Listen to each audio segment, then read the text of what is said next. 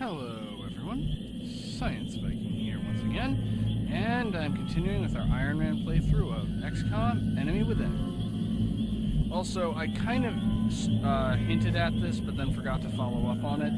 This is the second, broadly speaking, council missions are the second kind of mission that we can have in addition to alien abductions. For that, the council will periodically just summon you to the briefing room to... Let me see something. The council will periodically summon you to the briefing room and ask you to do something, and then you can either do it or not. And then they'll offer you a certain reward for doing so. Council missions generally do not involve... Council missions, I think, never have meld canisters that you can potentially get, and they also usually involve something more complex than merely killing a whole bunch of guys. Moving. That was not where I wanted you to go. Enemy spotted. Oops. I meant for him to hide behind the cover rather than climbing on top of it. Alright, let's see if I have a shot. I'll go with it. Perhaps I shouldn't have gone with it. That's a load of bull. Yeah, it really is. Okay. Alright. This is an ability the enemy has used, but that I have not used yet, so I'm going to explain a bit more about how it works. I'm going to have the soldier overwatch, because she does not have a clear shot on any of the enemies, but I don't want to have her, if I ever run, then she still won't, and stuff. So I'm just going to have her overwatch. This way, if an enemy moves into her line of fire, she will immediately take a shot. Heading to that location. Shots fired during overwatch are less accurate than shots fired during your actual turn, but they're still pretty good. Aye, aye, Commander. The other thing I'm going to do, this guy has a smoke grenade. Let's see if I can, I'm going to toss it to envelop this heavy who is currently out of cover. Smoke's in the air. Safe. Basically, if one of my guys is within the area of effective... Enemy forces headed your way, Strike One. He's Get ready. as being in cover. Not necessarily good cover, but he's at least in sort of cover.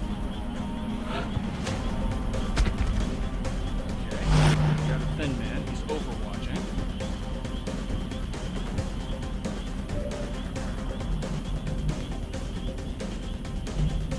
Gonna try something somewhat risky.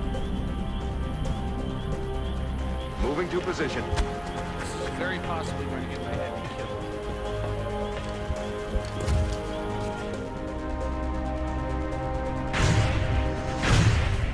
Incoming fire!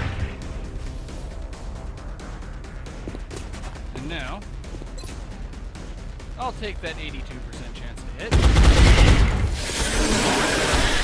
Out of ammo here. Of course, now he's out of ammo. I believe it's the first time a soldier has actually been out of ammo, so he can't fire again. Heading out.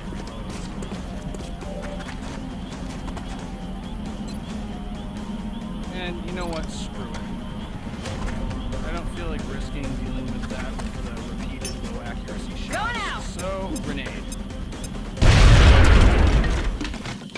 That's significantly less viable if you are dealing with enemies that have more than 3 hit points, and so you can't one-shot them with grenades. However, Position confirmed. you still can do it, and the thing is, it also destroyed his cover. Alright, there are currently enemies, so I'm just going to quick overwatch. I'm on it, Commander. I don't know how long the smoke grenade lasts. I don't generally use them that much, so I don't actually know how long the smoke effect lasts. Alright, and you just broke through another glass wall, Mr. Scientist Man. And it's just my turn again, because there are no enemies visible to me on the field. If there are enemies on the field that I can't see, they'll still get a turn. I just won't see it because I can't see what they're doing. Alright, run them over into the field, into the extraction zone. Thank you for coming to my aid. And that I only hope is my that. data is beneficial to the cause. Executed to the numbers, Strike One. Get back here on the double. Right. That went quite well. Though, admittedly, 2 guys took damage, and I did a really, really high-risk maneuver with that heavy. I easily could have lost it against that.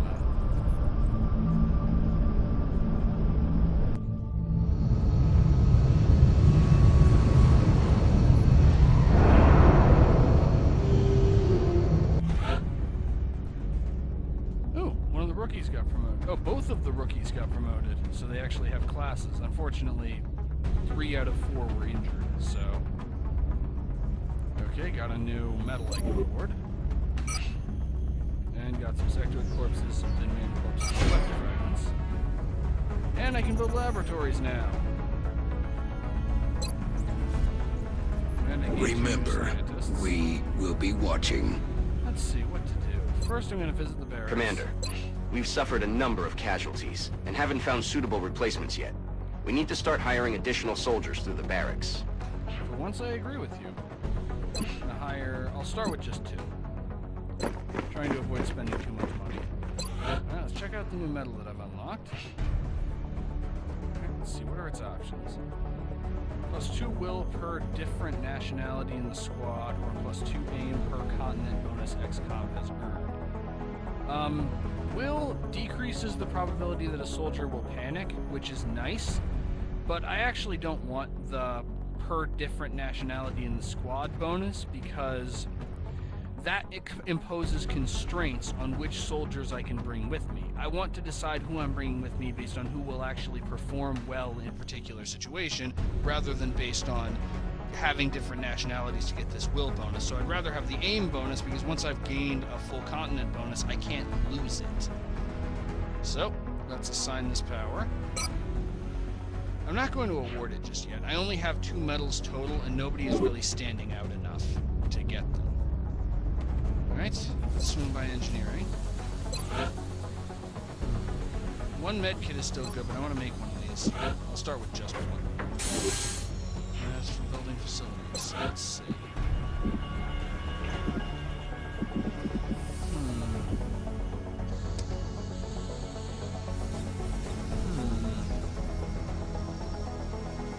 Excavate over here.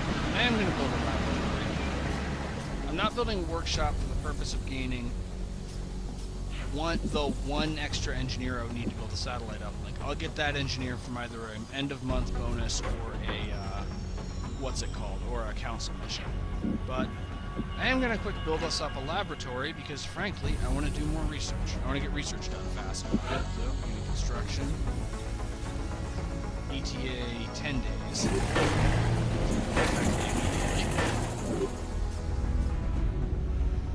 Let me check the officer training school, see if I've... Nope.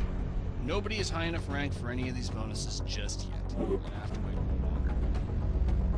But the main part of the reason why I'm hiring new soldiers, and notice, you'll see the reason why I rotate soldiers around, because I have a decent supply of experienced soldiers who are all injured and cannot participate in missions and are going to be injured for a while. So if a mission comes up while these guys are wounded, there's nothing I can do about it. However, so I would have to bring 2 rookies no matter what the mission is, because these are the only experienced soldiers I have. So that's why I try to rotate them out.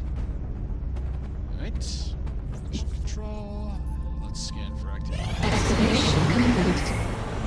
Contact detected. Ooh, new kind of mission. We have a UFO. Let's scramble the interceptors. They both have the same equipment, so there's no real difference between the 2.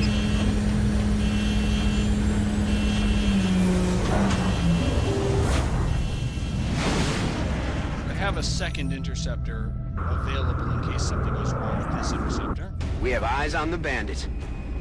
Yep. All I can do at the moment is watch, and if things start to go badly from our side, I can report. But I don't need to. UFO is down. That was quick.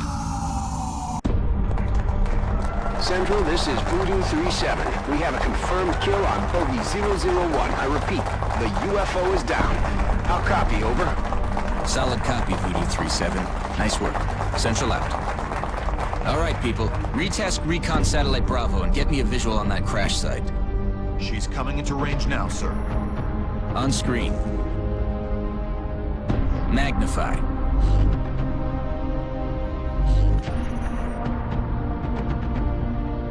Still in one piece. Commander, I recommend we get a strike team to the crash site immediately. And that is where we're going next. Yep, we shot it down, now we get to loot the thing. Alright, let's see. drop this guy just to see who all I can bring. I'm bringing 3 experienced soldiers instead of 2 this time, just to hedge my bets. Alright, let's check this loadout. You, so we don't have anything interesting to review, except you get the medkit. Rookie gets the medkit this time.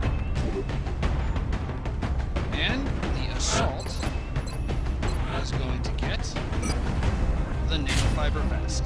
Armor is hit points in this game. So see, this is hit points 6 plus 3. If I take this off, it's 6 plus 1. The basic body armor gives you 1 extra hit point. The nanofiber vest gives an additional 2. Since assault class soldiers generally spend a lot of time running up and getting up in the enemy's grill, I want the assault to have extra health.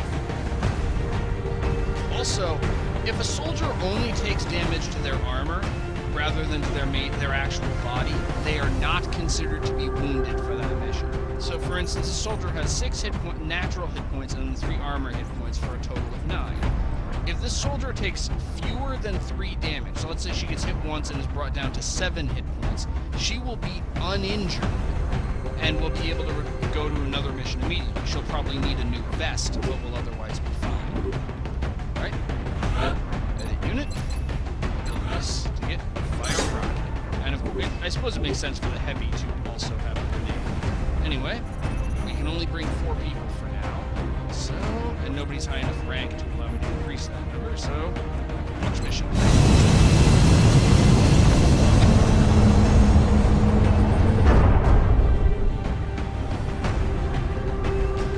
Dropship has arrived. And begin assault. Listen up. We're going to be dropping you deep in the Nigerian interior for the next operation. It looks like the UFO went down in a densely populated area within the city limits. Let's just hope everyone on the ground stayed clear. It's unusual, actually.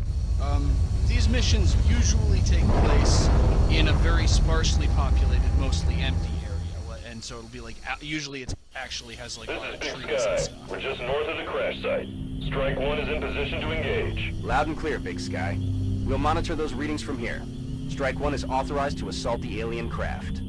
Alright. No obvious indication of where exactly it is. I'm guessing it's this way. Alright. Now, this mission has a few unusual Double time. components. This is the Target third... acquired. That's what we're looking for.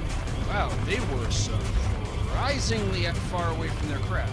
They're repositioning on us. How close can you get? Closest you can get while you'll still be in at least some semblance of cover is here. So run and gun. Hunt them down. So, Got it, the way it moving. works is there are more enemies than in a normal abduction mission, in a crashed UFO mission, and we will actually have to fight our way through the UFO itself. There's an interior to the UFO, which we will actually enter and kill the enemies inside of. The other thing is, it is actually possible to damage the UFO more than it already was. Taken care of. Alright, and that's the other of the... Alright, that's the other sectoid, so I'm going to move the sniper up to... Can you not get up here for some reason? Why can you not get up here? Well, it's... Moving out. Is inflicting damage to the vehicle now, once it's grounded, will actually affect what we can recover from the vehicle and then do research on. So we want to avoid hurting the vehicle any more than it already is, so that we can then better research it. So for instance, we might be able to recover an undamaged flight computer, which we can use to research aliens technology in various ways. But if I get reckless with the rockets or the grenades, then the flight computer may be damaged, and a damaged flight computer cannot be used for research, that kind of thing. So you want to be careful about what kinds of weapons you use. Unfortunately, they don't issue XCOM people combat knives, because that would actually be a pretty good choice. And yes, I placed the sniper on top of the building so that she has a pretty good shot a decent ways into this crater, because this seems to be where the UFO is. Target confirmed. On our way. I'm also going to retrieve that meld canister, because meld is very useful once you actually have the signals to take advantage of it. Okay, we have a general idea of where the enemy is. And that's the direction of the next meld canister. First thing I'm going to do, however, is Our assault character. In hand, Commander. Grab the meld. And then go way Already over there. in pretty good coverage. Right. Switch back to your sniper rifle, but I'm not actually going to do anything with you just yet, sniper. Solid copy, Commander. They always kick the door down. Running. And over to here. Visual on the goods. Okay, we've located the second canister, and I'm gonna have the sniper overwatch then. The reason why I waited was to see if I would discover the location of the enemy for the sniper to shoot. Okay. This is another 10-4. probably too high of a risk, but since it's my first action for the turn, if I locate enemies, I can. Okay, that went well. That's all of the risks I'm going to be taking for this turn. So now, I'm going to have everybody move in. For the rest of this turn, I'm going to have everybody move once and then Heading there overwatch, now. so that if the enemy decides to attack us on their turn, I have at least some defense. And have the sniper continue to overwatch from this nice vantage point. Hopefully I can level this sniper up, because there's an ability snipers In hand, Commander. at a higher rank that actually is extremely useful in these kinds of situations. Alright, you do not want to move the assault soldiers too early in your turn, actually. Because if you locate an enemy, okay, you do not have very many places to go to. Let's see. Okay, this would be cover. Good. Okay. Yeah, we're too close to the crash site now. I'm not going to risk dashing. Also, having acquired the meld canister, there's no longer Heading there now. You also overwatch. And you hop Heading down to that onto location. this so that you're slightly farther forward. Having the high ground does give you an advantage, and snipers can actually learn a passive ability that gives them a larger advantage if they have the high ground.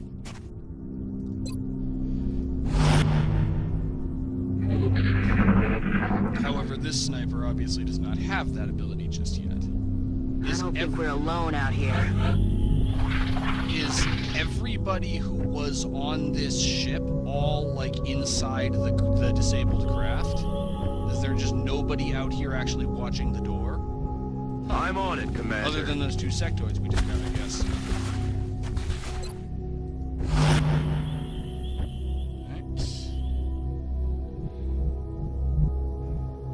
On my way. Here.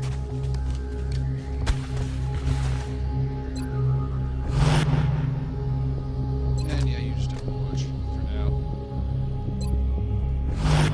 Often snipers can actually be very useful in these situations by just Heading there keeping now. their distance and picking enemies off as they come out of the craft, but everybody appears to be hiding inside the ship, so I'm not sure how much good bringing the sniper will end up doing. Shh. You hear that?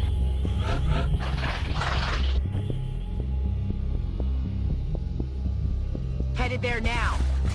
Look sharp. Enemies rolling up. Okay, we have located some enemies. And unfortunately, They're shifting their attack. unfortunately, okay. Now would be a good time for run and gun. Hunt them down. I'm Now on the you can move. actually Look get into sharp. cover. Enemies rolling up. And still be flanked because of a third enemy somewhere else, who is going in completely the opposite direction. Okay. Thanks. That, I guess, a sense of fair play or something. Okay. Out of the game. Sniper doesn't appear to have a shot at any of these guys, so let's go with overwatching and hoping she gets an opportunity later. Okay. There's the enemy, alright? On the move. This is cover. And yeah, you have a shot. It's an unlikely shot. Damn it. And then you may well end up fighting that other enemy Moving out. alone. But for for now. You're gonna want to keep the explosives to a minimum inside the actual downed craft, because, well, loot. Damn, that was close. It really wasn't. Like, it was really not. That's enough. Yeah, that enemy's type is the outsider. There really is not a whole lot to say about outsiders. They're just kind of boring. I mean, they look cool, and there's some story stuff associated with them that we'll see later. But in terms of their actual abilities, they're just kind of boring. So I know it's not worth a shot. I strongly suspect that this sectoid is the last enemy that there's going to be, so I may as well. In the meantime, you get into position. Already there. This sniper is not going to even fire at any point during this mission, is she? You have a shot, 45%. Let's see if we can get you into a position where you have a better shot. How would this work? 10-4. That's not what I meant. Okay. I'm gonna get the heavy in here, just in case there's more enemies inside the ship that I'm not seeing. And I just have to look it up. This guy doesn't look it up.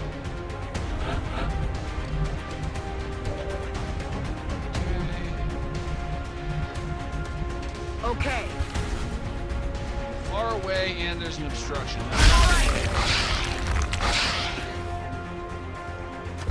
Well, that managed to create a completely different problem than the one I was expecting it to create.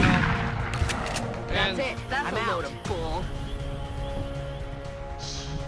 Assault's out of ammo, but fortunately the sectoid is not overwatching anymore. You are only allowed to fire one shot on Overwatch per turn. So since the sectoid fired at the assault, he can't fire now.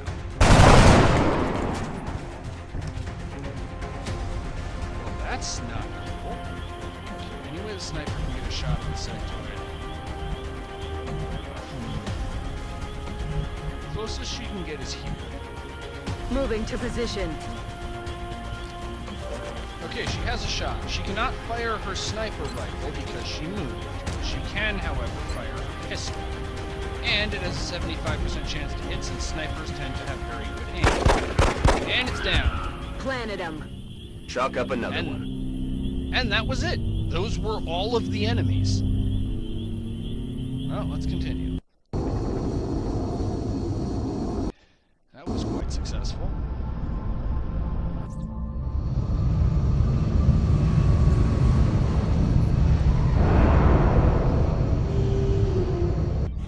Exemplary performance. Let's hope all of these operations go as smoothly as this one did. Yep. No injuries. The rookie got promoted, and the assault, of course, got promoted. Alright. Got a new award. Oh, a new additional copy of the Urban Combat Badge. And new research. Yay, Carapace armor. Alright, and unfortunately, the flight computer was damaged. I didn't damage it. In this case, presumably it was damaged when it was shot down. But since I don't have an undamaged flight computer, I cannot research the flight computer. However, in addition to getting a whole bunch of alloys, we got Delirium, which we can research later. Alright.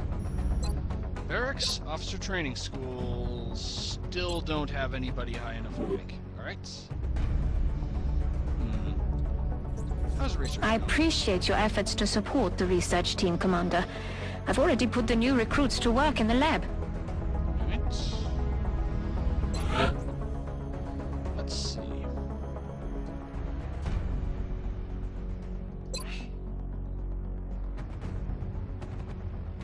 Yeah, this allows us to see the total of all of our finances, including maintenance costs for facilities, all of that stuff. Now, let's see, nobody is panicking enough to really be in danger of leaving the council, so I'm not necessarily going to launch a sabotage just yet, because I only have one in storage. However, alright, let's just go back to mission control for now. Scan for activity for a little bit. And meld recombination has been researched, and that triggers a cutscene. So, what is it, Doctor? It's Remarkable. The crystalline structure housed within the canister is actually a suspension containing billions of cybernetic nanomachines, each made up of both organic and mechanical components. My team's analysis indicates these microscopic robots are capable of assembling mechanical structures with unprecedented efficiency. With further study and some specialized facilities, we may be able to engineer a sort of cybersuit that interfaces with the human body.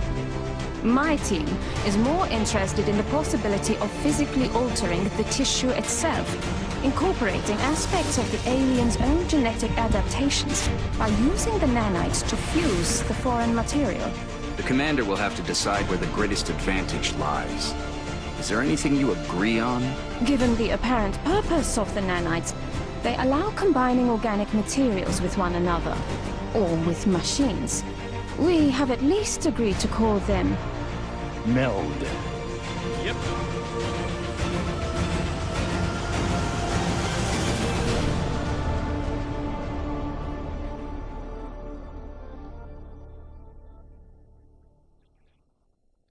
And that is why collecting meld is important. It actually allows us to create, well, super soldiers of various kinds. And upon completing the research, we also immediately acquire more meld for some reason. Now we can build a cybernetics lab to make cyborgs, or a genetics lab to genetically engineer super soldiers. I'm sure this can't possibly go wrong. And these are the gene mods we currently have. We can give a soldier adaptive bone marrow, which causes them to recover more quickly from being injured, and also causes them to regenerate health. Only up to their max health. Obviously their armor does not grow back. Depth perception, which makes it so that a soldier that already has the height advantage receives a greater bonus to accuracy. Hyper-reactive pupils, which allows them to become more accurate after they miss. And also, this is the cyborg thing that we can make. It's called a mech trooper. Right. Well, I'm going to start researching xenobiology. Quick a minute with insectoid corpses. I expected that would be a priority research task, Commander. I'll begin allocating resources to the project immediately. Now, the next thing to do, obviously, is to swing by engineering and not select build by items, select build facilities, and build some facilities, like perhaps a genetics lab or a cybernetics lab. However, before we do that, I'm at the 28-minute mark or so. Some of that's extra that I'm going to cut out at the beginning because I start the recording before I actually start talking, but I'm at the 28-minute mark, so I'm going to have to cut it here. So that's going to be the end for this part of our Iron Man playthrough of XCOM Enemy Within. As usual, Science Viking signing off. I love you all. See you next time.